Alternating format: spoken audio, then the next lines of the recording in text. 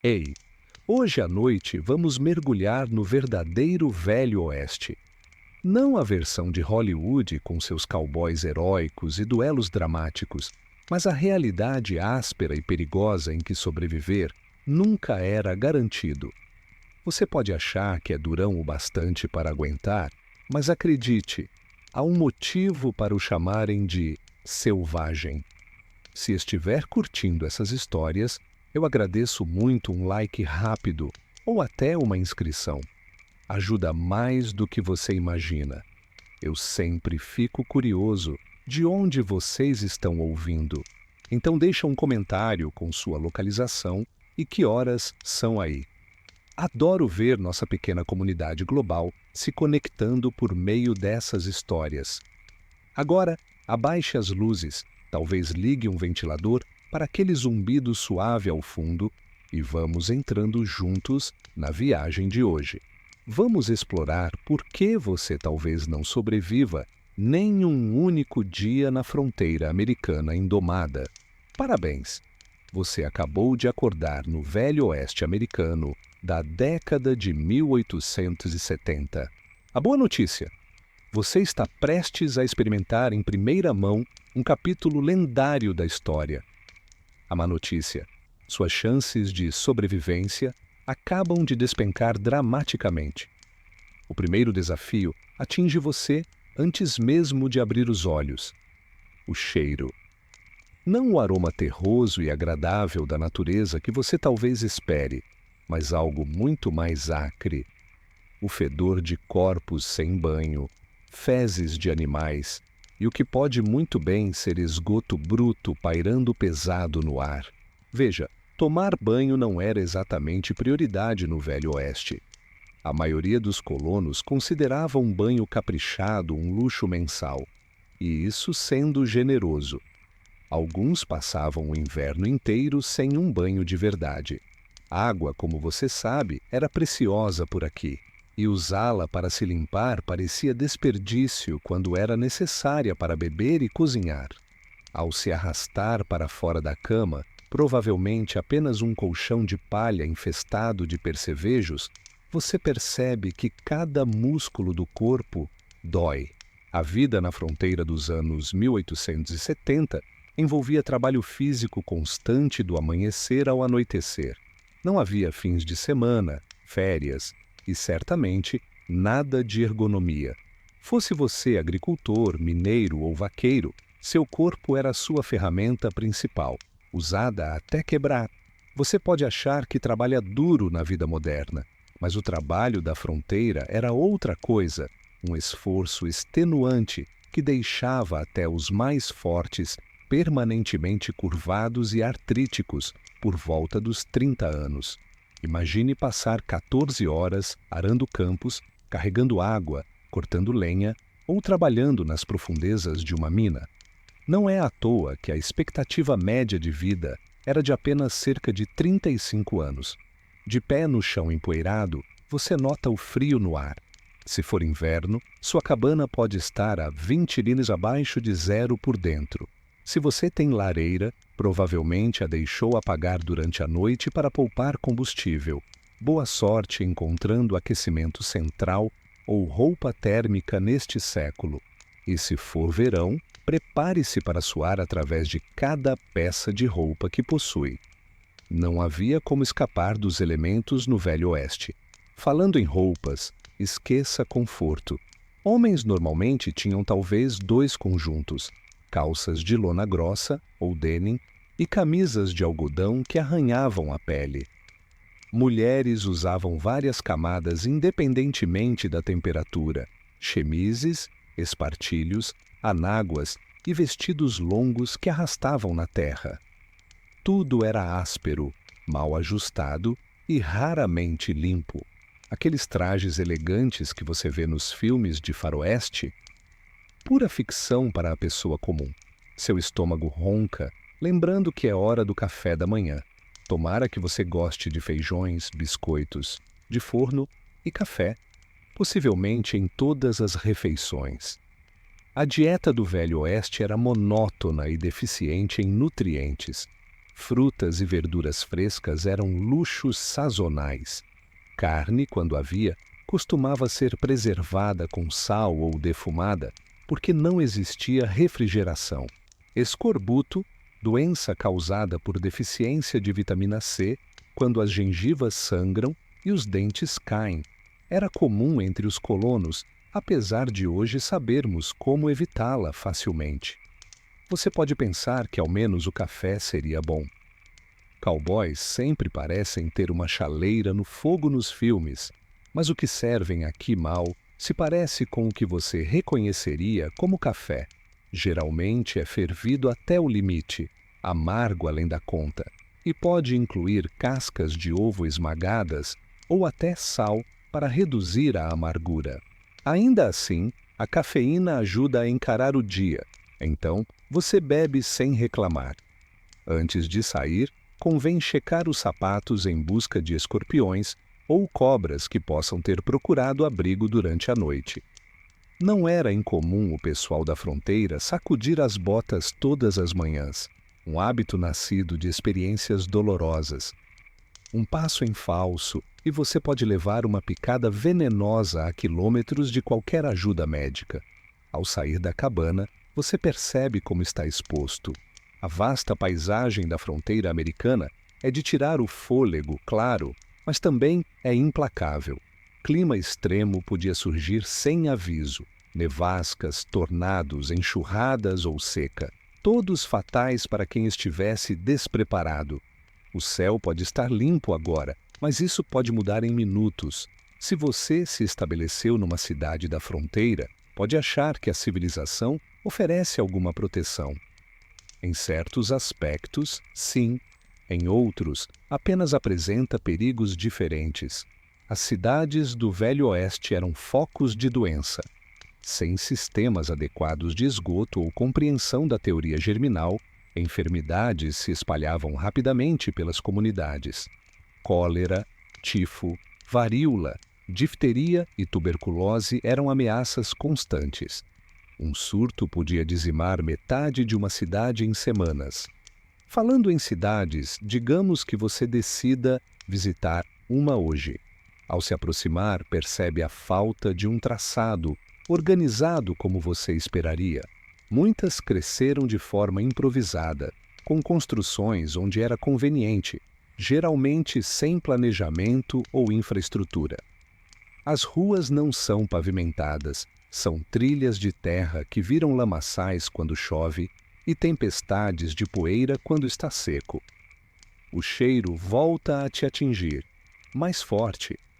Fezes de cavalo estão por toda parte, já que cavalos são o principal meio de transporte. Não há equipes de limpeza ou departamentos de saneamento.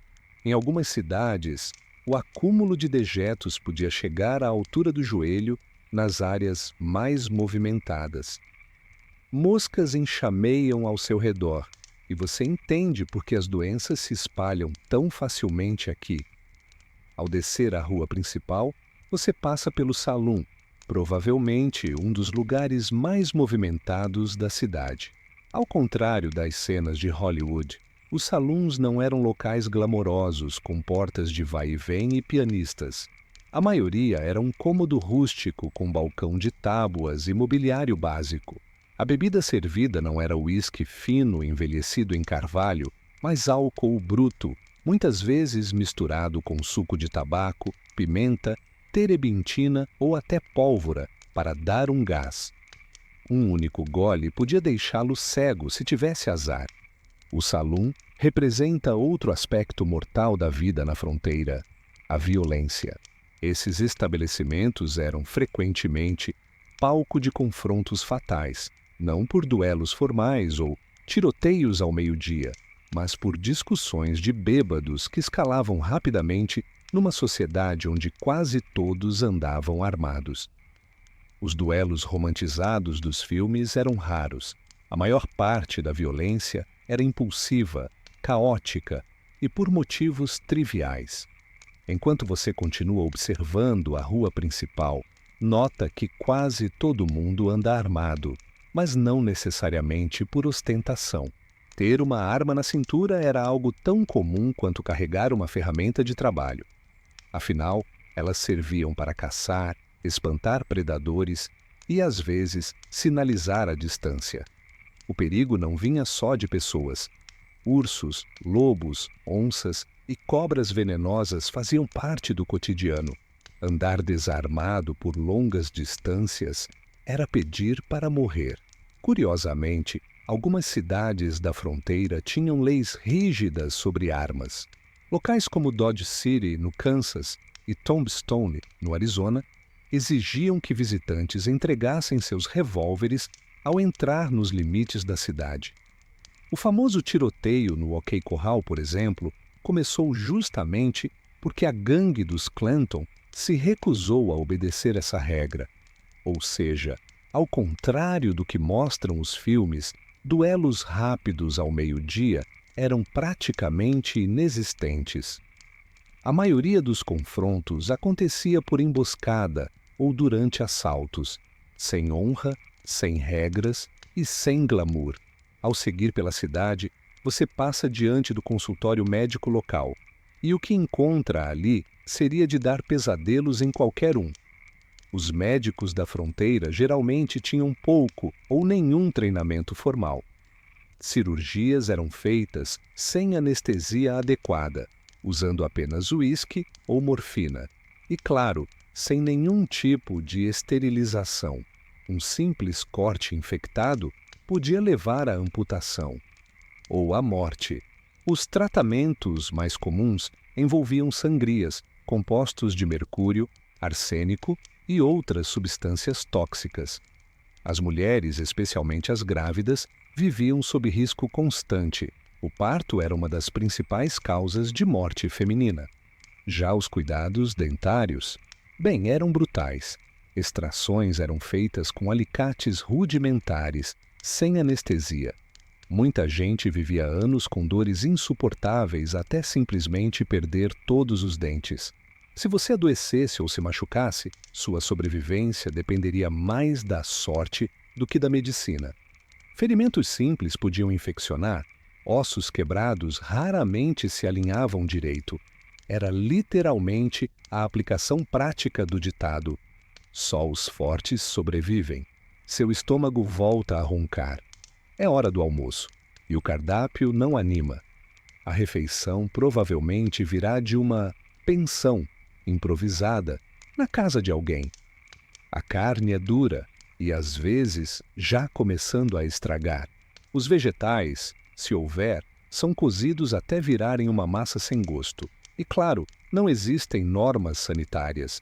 Disenteria e intoxicação alimentar são praticamente rotina. Enquanto come, você ouve conversas sobre ataques indígenas, bandidos e o perigo de viajar sozinho. A ironia é que, apesar de a cultura popular retratar os nativos como os grandes vilões, a realidade era bem diferente. Em muitos casos, eram os colonos e o exército americano que atacavam primeiro.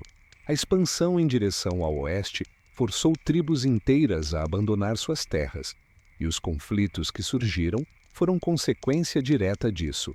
Já os fora da lei existiam, sim, e eram um risco real, principalmente longe das cidades.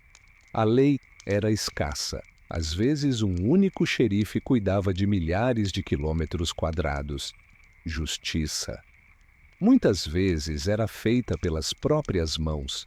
Linchamentos eram comuns, e o princípio de inocente, até que se prove o contrário, raramente se aplicava. Se alguém o acusasse de roubo de gado ou cavalo, havia grandes chances de você terminar pendurado numa árvore antes do pôr do sol. Depois do almoço, você passa na loja geral da cidade para comprar suprimentos e leva um susto com os preços. Tudo é absurdamente caro. Uma simples lata de pêssegos podia custar o equivalente a $20 atuais. O transporte era difícil e caro, e quase tudo vinha do leste. Os colonos gastavam a maior parte do que ganhavam em mantimentos, sem sobrar nada para conforto ou luxo. A loja também é um lembrete de outra dura realidade: o isolamento. O correio era irregular, os jornais chegavam com semanas de atraso e notícias do leste demoravam meses. Muitos colonos nunca mais viram suas famílias depois que se mudaram para o oeste. Essa solidão cobrava um preço alto. Depressão, alcoolismo e suicídio eram comuns, frutos de uma vida solitária e implacável. À medida que a tarde avança, nuvens escuras começam a se formar no horizonte. O clima na fronteira não era apenas desconfortável, era mortal. Sem previsão meteorológica, as tempestades chegavam do nada. Nevascas podiam aprisionar viajantes por dias, levando-os à morte por congelamento. Tornados destruíam vilas inteiras, enchentes levavam carroças e pessoas, e as secas. Bem, elas dizimavam plantações e geravam fome. Mesmo quem tinha uma casa de verdade não estava seguro. A maioria das moradias era improvisada, de toras, barro ou pedaços de madeira, e oferecia pouca proteção. No inverno, a temperatura dentro das cabanas podia cair abaixo de 0. No verão, o calor era sufocante.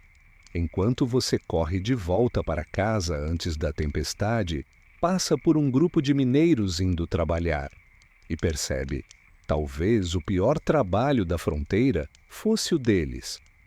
As minas eram armadilhas mortais, cheias de gases tóxicos, risco de explosão, desabamentos e doenças respiratórias. Muitos morriam soterrados, intoxicados ou simplesmente esgotados. Mas a verdade é que naquele mundo quase nenhum trabalho era seguro. Agricultores perdiam membros em equipamentos sem proteção. Vaqueiros morriam pisoteados. Lenhadores eram esmagados por troncos. Qualquer erro podia ser fatal. Você finalmente chega à sua cabana, justo quando a chuva começa a cair. O teto vaza em vários pontos e você coloca baldes para recolher a água. Pelo menos isso ajuda a repor o estoque. Afinal, água limpa é um bem precioso por aqui. Muitos colonos bebiam da mesma fonte usada para lavar roupas ou dar água ao gado. Não é de se espantar que doenças transmitidas pela água fossem uma das maiores causas de morte. Enquanto o som da chuva preenche o ambiente, você tem um momento de reflexão. Tudo o que aprendeu sobre o Velho Oeste até hoje parece ter sido uma mentira romântica. Não existiam heróis nem vilões, apenas pessoas comuns tentando sobreviver num mundo brutal. O simples fato de alguém ter vivido o suficiente para envelhecer já era uma vitória. A noite chega cedo. Sem eletricidade, a luz das velas ou das lamparinas é fraca e traiçoeira. Um descuido e o fogo pode se espalhar. E sem bombeiros, uma faísca é o bastante para destruir tudo. Muitas cidades inteiras foram reduzidas a cinzas assim. Exausto, você se deita. O corpo dói. O estômago ainda reclama da comida estragada. A mente, cansada de tanta tensão. Conforme o vento uiva lá fora, um pensamento se repete. Será que você vai sobreviver até o amanhecer? Ou será apenas mais uma estatística esquecida na história da fronteira americana? O vento sopra através das frestas da cabana, um lembrete sombrio de como o ser humano é pequeno diante da natureza selvagem. Se tiver sorte, o dia seguinte trará novos desafios, e não a morte. No Velho Oeste, cada amanhecer era uma conquista. A luz da manhã atravessa as rachaduras das tábuas e desperta você de um sono agitado. O corpo ainda dói, mas não há tempo a perder. A vida na fronteira não espera ninguém. Você lembra das provações do dia anterior e se pergunta o que o destino reserva hoje. Digamos que decida viajar, talvez para outra cidade ou apenas explorar o território. Na década de 1870, isso era quase uma sentença de risco. A boa notícia é que a ferrovia transcontinental já havia sido concluída, ligando o leste e o oeste dos Estados Unidos. A má notícia: a maioria das pessoas não tinha dinheiro para pagar uma passagem.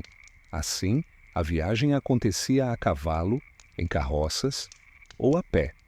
Se você possui um cavalo, considere-se privilegiado. Era caro comprar e mais caro ainda mantê-lo. Um bom cavalo podia custar o equivalente a meses de trabalho. E se o animal quebrasse uma perna, não havia veterinário, apenas o gatilho. Montar também não era nenhum passeio. As selas da época eram rígidas e desconfortáveis. Horas cavalgando deixavam até os mais experientes cobertos de bolhas e dores, e bastava o cavalo se assustar com uma cobra para você acabar jogado no chão, talvez com um osso quebrado no meio do nada. Para os menos afortunados restava a carroça. Mas esqueça a imagem poética dos pioneiros cantando pelas pradarias. As estradas eram caminhos de lama e pedra, e as carroças não tinham amortecimento algum.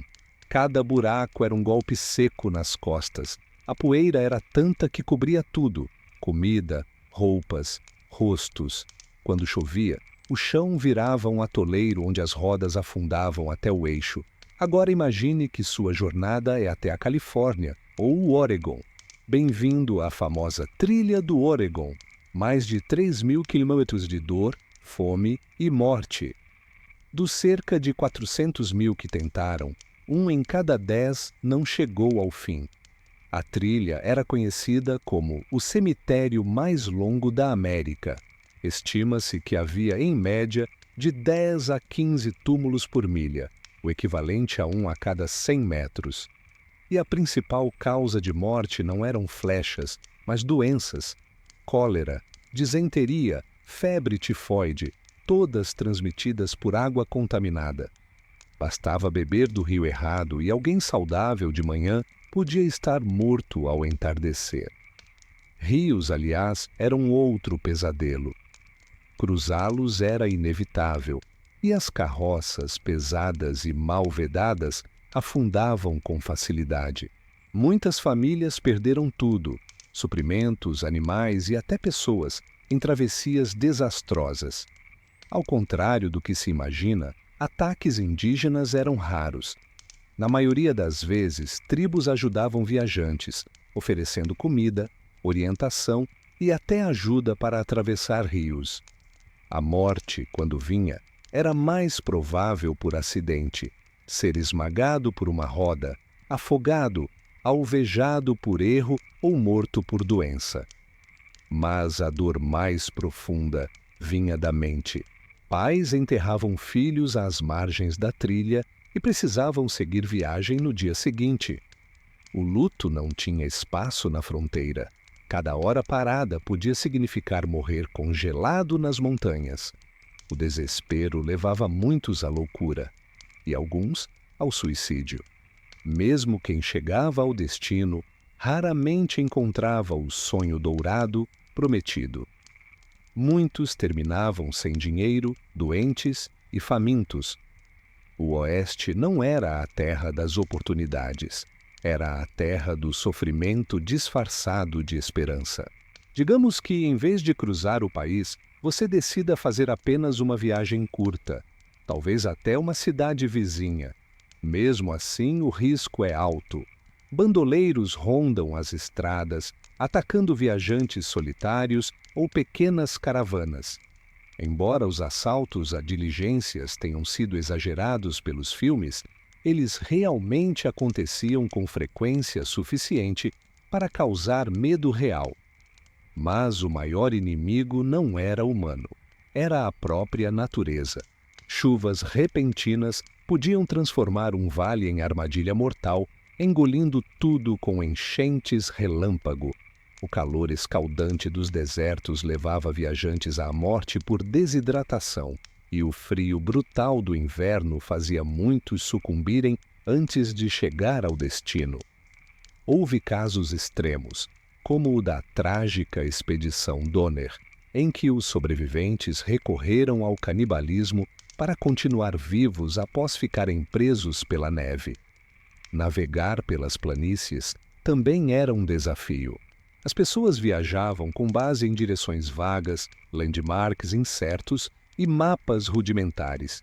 Se perdessem, a chance de voltar com vida era mínima. Bastava acabar a comida ou a água e o desespero fazia o resto. Mas, no meio de tanta dureza, uma coisa surpreende: a diversidade. O Velho Oeste não era formado apenas por cowboys brancos e xerifes de chapéu. Era uma mistura caótica de culturas. Imigrantes chineses construíam ferrovias e abriam minas. Mexicanos já viviam nessas terras muito antes de se tornarem território americano. Negros libertos trabalhavam como vaqueiros, ferreiros e comerciantes, representando até 25% da força de trabalho em alguns ranchos. Havia também imigrantes da Alemanha, Irlanda, Itália e Escandinávia, cada um trazendo tradições, dialetos e crenças próprias.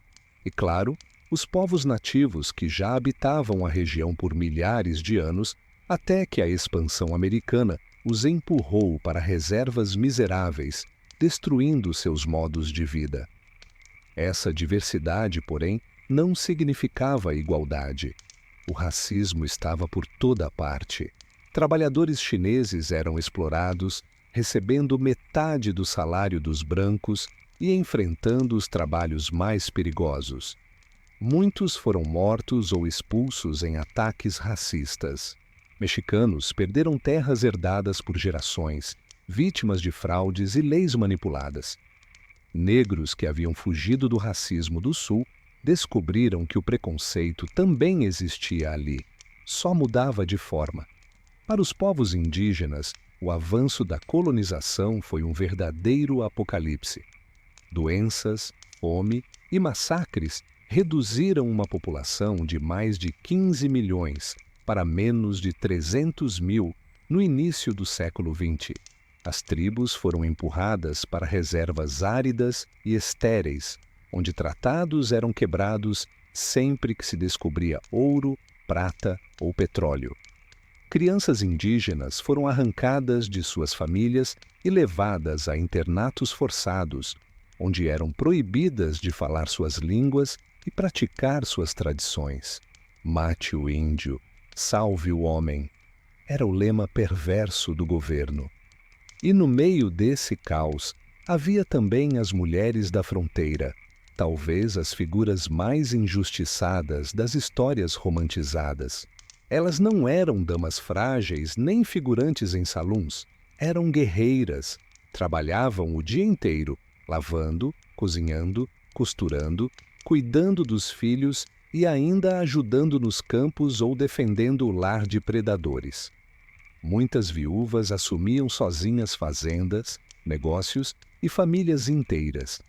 Mesmo assim, não tinham direito a votar, possuir propriedades em nome próprio ou manter a guarda dos filhos em caso de divórcio. Violência doméstica era considerada assunto privado. A justiça raramente intervinha. Para mulheres solteiras, as opções eram poucas: lecionar, recebendo menos que os homens, ou abrir pequenas lojas, pensões, costurar.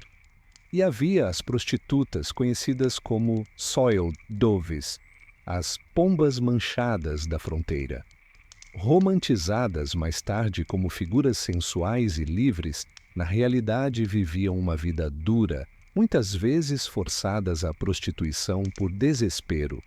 Sofriam abusos, dependência química e doenças venéreas, morrendo jovens e esquecidas.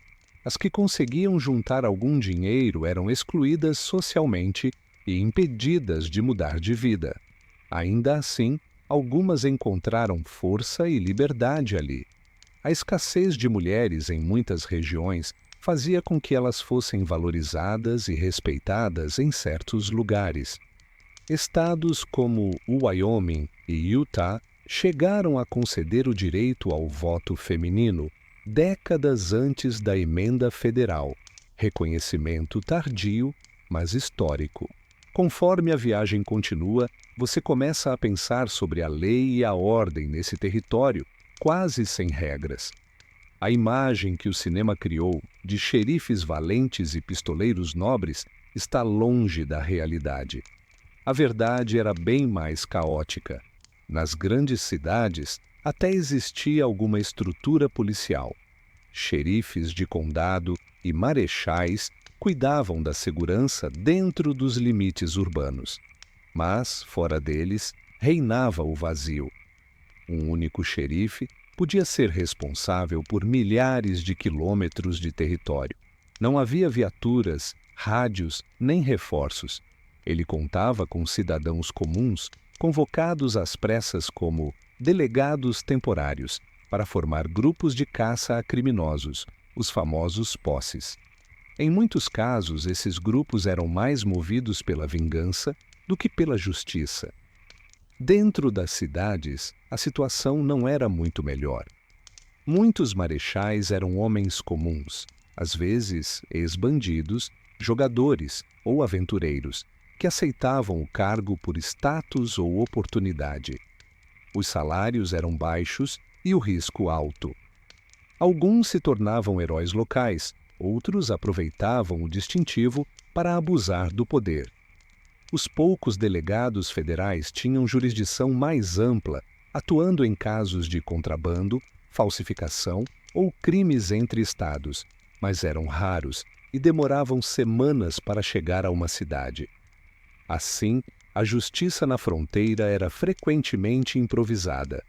Sem prisões adequadas, sem tribunais estáveis, o destino de um acusado muitas vezes era decidido em minutos, com uma corda e uma árvore. Os linchamentos eram comuns. Bastava uma acusação de roubo de gado, assassinato ou até uma briga mal explicada. O conceito de provas quase não existia. A fronteira acreditava mais na força da multidão do que na palavra da lei. Os tiroteios lendários, o clássico duelo ao meio-dia, são uma invenção posterior. A violência real era feia, rápida e covarde. Brigas de bar que terminavam em tiros, discussões por dívidas, traições, ciúmes ou emboscadas na escuridão. Eram mortes banais, sem honra, sem plateia. As prisões que existiam eram pouco mais que cabanas com grades, muitas vezes imundas e lotadas. Doenças, calor e ratos eram constantes. Os presos que não morriam de tifo, às vezes, morriam de espancamento. Os que escapavam voltavam à estrada e o ciclo recomeçava. Com o cair da tarde, você encontra uma pequena pousada, mas não espere conforto. Um quarto estreito, uma cama de madeira infestada de percevejos e um balde de água parada para se lavar. O banheiro é um buraco nos fundos compartilhado por todos. Privacidade? Nenhuma. O som de roncos, tosses e conversas atravessa as paredes finas, e, se a cidade estiver lotada, é provável que tenha que dividir a cama com um estranho, um costume comum entre viajantes. Mesmo assim, uma noite sob um teto custa caro, de 25 centavos a $1, o equivalente a 1 ou 2 dias inteiros de trabalho. Muitos preferem dormir nos estábulos entre os cavalos ou ao ar livre sob as estrelas, mesmo com o risco de ladrões, animais e frio. Para quem viajava longe, acampar era inevitável. Era preciso saber acender o fogo, cozinhar o que restava dos suprimentos e dormir no chão duro, com o faro treinado para o menor ruído.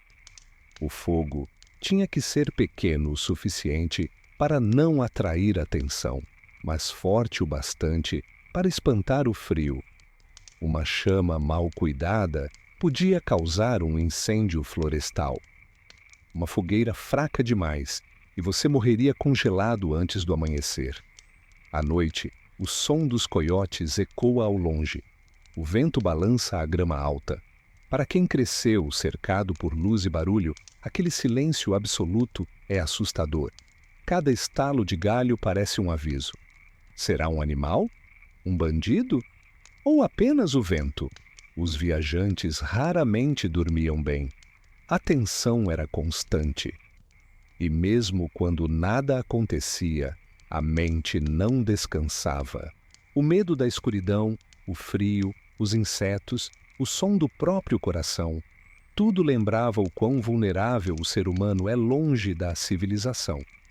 Ainda assim, quem sobreviveu àquela rotina aprendeu algo que hoje quase esquecemos: a fragilidade da vida e o valor da coragem silenciosa. Não a coragem dos duelos e tiroteios, mas a de continuar existindo, um dia de cada vez, em meio à solidão, ao frio e ao medo. O sol nasce e a poeira da estrada ainda paira no ar. Você acorda com o corpo dolorido, mas há algo que o impulsiona: a promessa de ouro. O Velho Oeste era, para muitos, uma febre. A febre da riqueza instantânea. As histórias de homens que encontravam pepitas do tamanho de ovos e ficavam milionários da noite para o dia atraíam milhares para as minas. Mas, como tudo na fronteira, a realidade era bem diferente. Digamos que você decida tentar a sorte como minerador. O primeiro passo seria registrar uma reivindicação de terra, um claim. Mas na década de 1870, quase todos os melhores locais já haviam sido tomados. O pouco que restava exigia uma taxa de registro e dias de escavação antes mesmo de render um grão de ouro. E uma vez começado o trabalho, o sonho dourado virava pesadelo. Mineração era uma das profissões mais brutais e perigosas do planeta. Se você escolhesse a mineração de aluvião, vasculhar rios e córregos com peneiras, passaria horas curvado sobre a água gelada, com as mãos feridas, as costas em dor constante e o corpo encharcado. O pagamento? Pequenas lascas de ouro que, somadas, mal davam para comer. Já a mineração subterrânea era ainda pior. Escavar túneis em rochas instáveis, com ferramentas precárias e iluminação à base de lamparinas, era uma sentença de risco. Um erro e o teto desabava. O gás tóxico, invisível e letal, sufocava sem aviso. Explosões acidentais causadas por dinamite mal manuseada arrancavam dedos, braços ou a própria vida. O barulho era ensurdecedor. O pó das pedras se infiltrava nos pulmões. Muitos mineradores morriam lentamente de silicose, uma doença que os fazia tossir sangue até o último suspiro. Outros perdiam a sanidade com o envenenamento por mercúrio usado para separar o ouro. E, se tudo isso não bastasse, havia o desprezo dos próprios empregadores. As minas pertenciam a companhias ricas do leste, que viam os trabalhadores como peças descartáveis. Acidentes eram ignorados, feridos eram substituídos, e a compensação inexistente. Afinal, para cada homem morto, dezenas esperavam a chance de ocupar seu lugar. No fim do dia, depois de 12 horas no escuro, o minerador voltava à superfície coberto de poeira e esperança. Uma esperança que raramente se concretizava. Enquanto isso, os verdadeiros lucros iam para donos de saluns, comerciantes e banqueiros locais, que lucravam com o suor e o sofrimento dos outros. As cidades mineradoras, que surgiam quase do nada, eram o retrato do caos. Centenas de homens, poucos banhos, muito álcool e nenhuma lei. As ruas viravam lama, o ar era fétido, a violência era rotina. Cada briga, cada copo de uísque podia terminar em sangue. A higiene era inexistente. Restos de comida e lixo se acumulavam. As doenças, cólera, febre tifoide, disenteria, se espalhavam rapidamente. Durante o verão, o cheiro era insuportável. As moscas cobriam tudo, da carne salgada aos corpos mortos que aguardavam sepultamento. E mesmo que, por milagre, você encontrasse ouro, ainda precisaria transformá-lo em dinheiro. Mas os bancos da fronteira eram armadilhas. Sem regulamentação, muitos desapareciam do dia para a noite, levando junto as economias de toda uma vida. Outros compravam ouro por um valor ridiculamente baixo, explorando o desespero dos garimpeiros. E, se você carregasse o ouro consigo, virava alvo fácil de assaltantes. A moeda de papel era outro problema. Cada banco emitia sua própria cédula e a confiabilidade variava. Cédulas falsas circulavam por toda parte e nem comerciantes experientes sabiam distinguir uma verdadeira. No fim, o ouro e a prata ainda eram os meios mais seguros e, paradoxalmente, os mais perigosos de se carregar. Diante de tanta miséria e morte, muitos desistiam do garimpo e tentavam a sorte em outro ramo, a pecuária. Ranchos, gado, carne, parecia uma vida mais estável, mais livre. Mas essa liberdade custava caro. Comprar terras, cercas, ferramentas e rebanhos exigia um investimento altíssimo. E a natureza, mais uma vez, decidia quem prosperava. Secas arruinavam pastagens. O frio matava o gado inteiro. Na Grande Nevasca de 1886, até 90% dos bois das planícies do norte morreram congelados. Os fazendeiros perderam tudo da noite para o dia. As doenças animais, como a febre do Texas, podiam devastar rebanhos em semanas. E cada lobo ou coiote significava uma bezerra a menos. Mesmo as plantas eram traiçoeiras. Muitas eram venenosas e bastava uma mordida errada para matar um animal valioso. As grandes boiadas, aquelas caravanas de vaqueiros conduzindo milhares de cabeças por centenas de quilômetros, eram lendárias, mas não heróicas.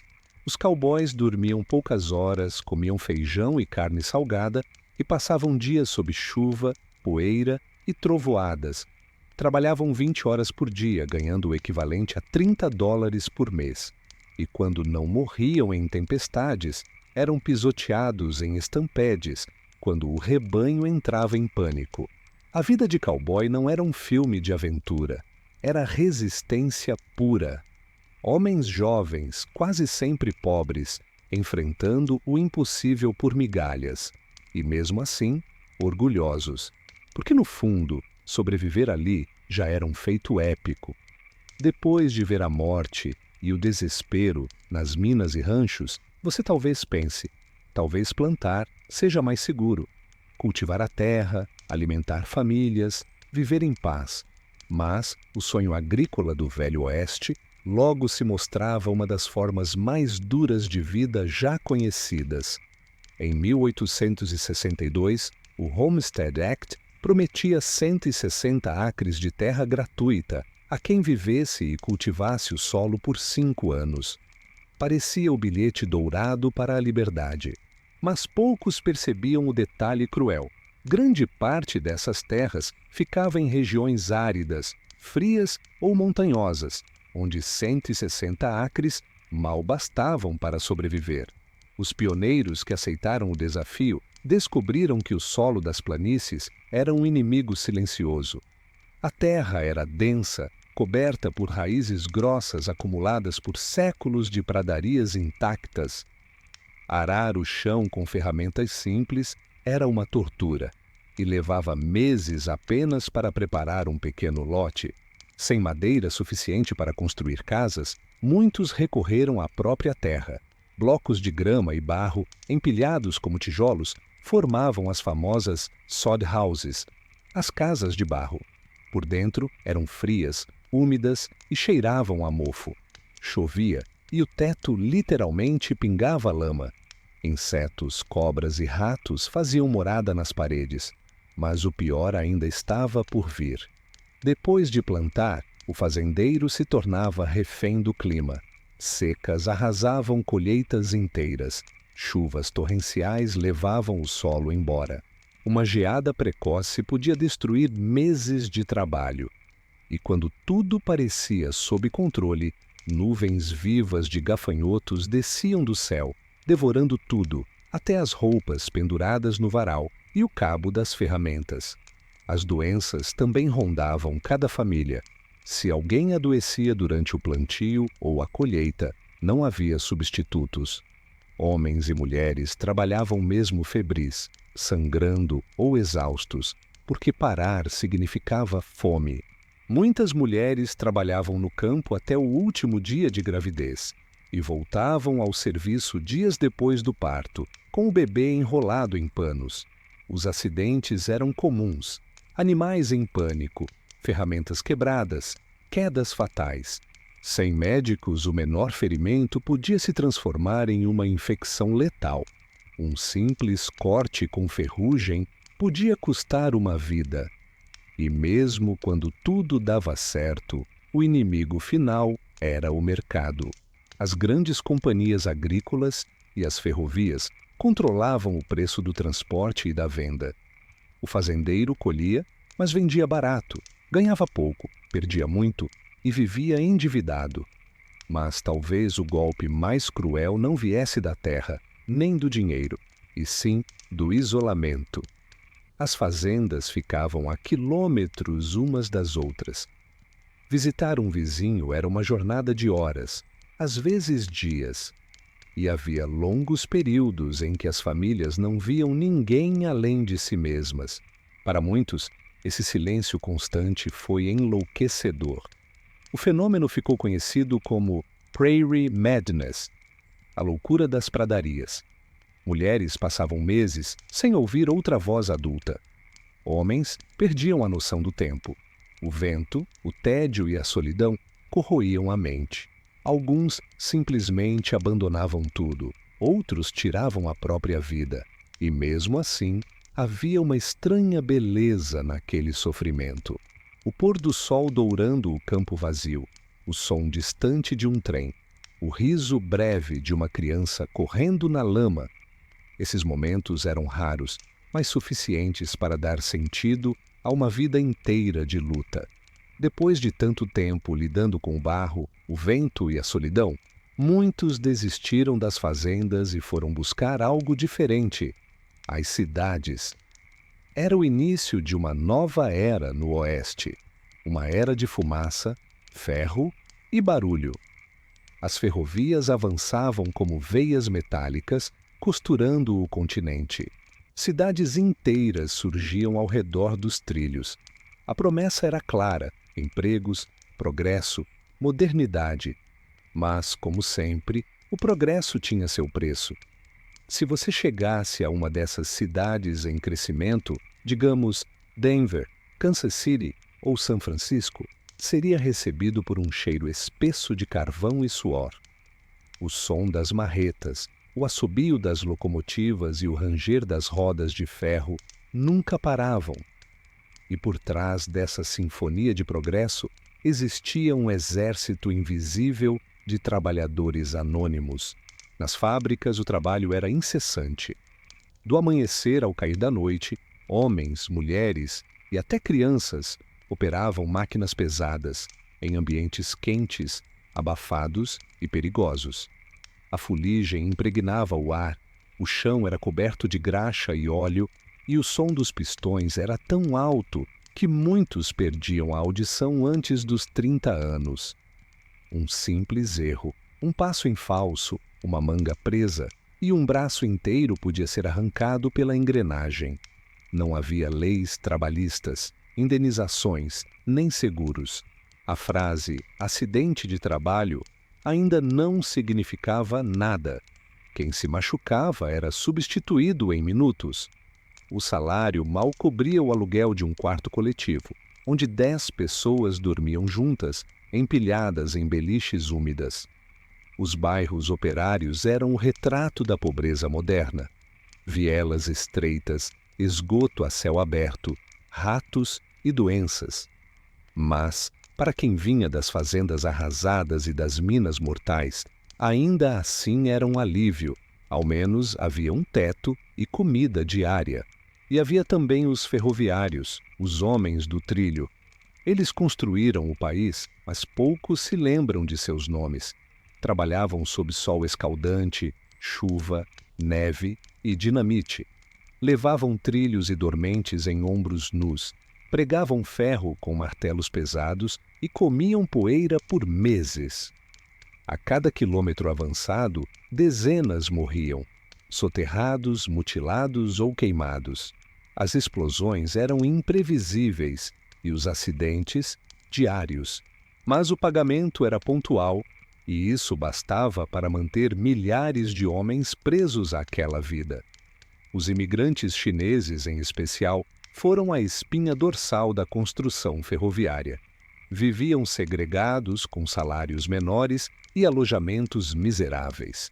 Faziam o trabalho mais perigoso, escalar montanhas para dinamitar rochas, suspensos por cordas improvisadas. Centenas morreram, soterrados ou esquecidos em vales. Poucos corpos foram sequer encontrados. E quando as ferrovias se encontraram no meio do continente, em 1869, marcando a união do país, os discursos foram grandiosos, mas nenhum trabalhador chinês foi convidado para a cerimônia. As cidades do Oeste eram paradoxais, ricas em promessa, mas pobres em alma.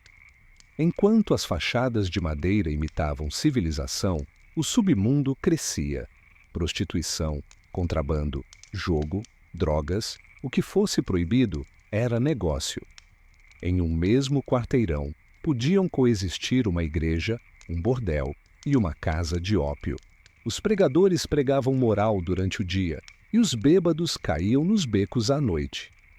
Era a civilização nascendo sobre a barbárie, e a barbárie nunca desaparecia por completo. Para muitos, esse era o preço do progresso. O motor do mundo girava à base de sacrifício. E o sonho americano, alimentado por esperança e sangue, crescia mais rápido do que qualquer um podia acompanhar. Mas no meio da fumaça, algo mudava silenciosamente. O tempo. Os sinos das fábricas, os horários dos trens e os relógios de bolso começaram a ditar o ritmo da vida. O homem da fronteira, acostumado ao nascer e pôr do sol, agora vivia sob o som de sirenes e apitos. Era o nascimento da rotina moderna e o começo da alienação. O corpo trabalhava, a alma nem tanto. À medida que o Oeste se expandia, o homem se afastava cada vez mais da natureza, mas nunca completamente. Por mais civilizado que tentasse parecer, havia algo que o vento, o frio e o vazio das planícies faziam brotar dentro dele. O medo. Nas noites em que o fogo tremeluzia e o silêncio se tornava pesado demais, surgiam histórias. E essas histórias, sussurradas entre tragos de uísque e cigarros mal feitos, se tornaram parte da alma ocidental. Nem todos os homens do Oeste acreditavam em Deus, mas todos acreditavam em algo. Podia ser o fantasma de um mineiro morto, condenado a cavar ouro por toda a eternidade, ou o espírito de uma mulher que enlouqueceu nas pradarias, vagando em busca do marido que nunca voltou, ou ainda o cavalo sem cavaleiro, que cruzava o deserto nas madrugadas de vento, símbolo dos que morreram longe de casa. A fé era um misto de medo e necessidade. As igrejas improvisadas, feitas de madeira e poeira, tentavam impor ordem num mundo que mal conhecia o próprio nome. Os sermões prometiam salvação, mas a realidade era mais dura do que o inferno. Então, cada um encontrava consolo onde podia, nas cartas, nas orações, nas superstições. Um pedaço de ferro no bolso para afastar demônios, um crucifixo pendurado na cela para espantar a morte. Um amuleto feito com os ossos de um coiote, porque, segundo diziam, o coiote conhece todos os caminhos da alma. Havia também os curandeiros, figuras meio místicas, meio temidas. Homens e mulheres que misturavam medicina indígena, fé cristã e superstição. Usavam ervas, sangue de animal e orações em línguas esquecidas. Para muitos eram charlatães, para outros a única esperança. E havia ainda algo mais profundo, que ninguém admitia em voz alta. A solidão fazia os homens ouvir coisas. O vento que passava entre as fendas das montanhas parecia sussurrar. Os estalos da fogueira viravam palavras. E, por um instante, até o mais cético se perguntava se estava realmente sozinho. A religião do Oeste não era feita de dogmas, era feita de sobrevivência. Cada reza era uma negociação com o destino. Cada cruz fincada no chão marcava não apenas uma morte, mas uma tentativa de entender o inexplicável. Os cemitérios cresciam rápido, eram simples, montes de terra, cruzes tortas, nomes mal escritos. Mas à noite, sob o luar, pareciam eternos. Os vivos passavam por eles com respeito e, às vezes, medo. Porque sabiam que a linha entre o mundo dos mortos e dos vivos era tênue e que no Oeste o passado nunca ficava enterrado por muito tempo. Com o tempo, o medo virou costume e o costume virou cultura. O Oeste se tornava uma terra de memórias vivas, onde tudo, das montanhas aos rios, tinha um espírito próprio. Os nativos já sabiam disso. Os colonos aprenderam tarde demais. No fundo, todos sabiam que ninguém domava a natureza. No máximo, faziam um acordo com ela. E quando o vento soprava diferente, os homens sabiam. Algo havia mudado. Um presságio, um aviso, ou apenas o sussurro de um tempo que insistia em não morrer. O dia acabava devagar, como se o próprio sol hesitasse em deixar o Oeste sozinho. E quando a noite finalmente caía, outro mundo despertava. O mundo dos saluns. Os saluns eram o coração pulsante das cidades da fronteira. Mais do que bares, eram o centro social, político e emocional de toda uma comunidade. Ali se bebia, se ria, se chorava e, às vezes, se morria. A porta de madeira balançava com o vento e revelava um ambiente sufocante. A fumaça dos charutos formava nuvens densas que se misturavam ao cheiro de uísque barato e suor. Os pianistas tocavam melodias repetidas, tentando abafar o som dos gritos e das discussões. Homens com chapéus gastos e olhos cansados se reuniam em torno de mesas manchadas, jogando cartas, blefando, esperando um golpe de sorte que nunca vinha. Alguns apostavam moedas, outros o salário do mês. E havia os que apostavam a vida. As mulheres, raras e sempre observadas, circulavam com passos calculados. Nem todas eram dançarinas, algumas eram fugitivas, outras viúvas, outras apenas cansadas de serem invisíveis. No salão, ganhavam nomes novos, sorrisos ensaiados e uma trégua temporária do mundo lá fora. O som dos copos se misturava às risadas e o riso logo virava briga. A raiva no Oeste era fácil, quase inevitável. Os homens carregavam armas, dívidas e frustrações demais para caberem em um mesmo espaço por muito tempo. Um olhar torto, uma palavra atravessada e o caos começava.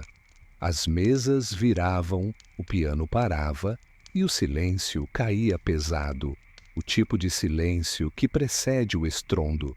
Mas nem sempre havia tiros.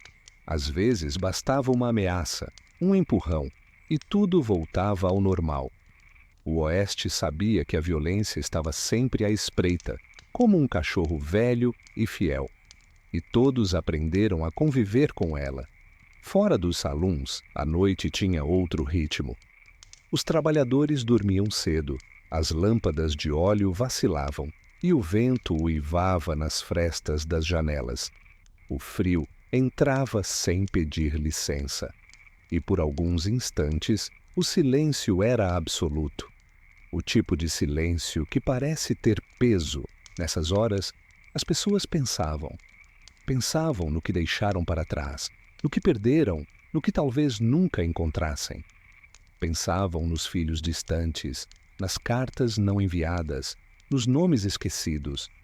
O Oeste era uma terra de recomeços, mas também de fantasmas. E cada rosto carregava os dois. A religião, o vício e a solidão se misturavam como o uísque no copo. Cada um bebia o que podia para esquecer, ou para lembrar. Havia quem acreditasse que o som distante do trem, à meia-noite, carregava as almas dos que morreram sem despedida.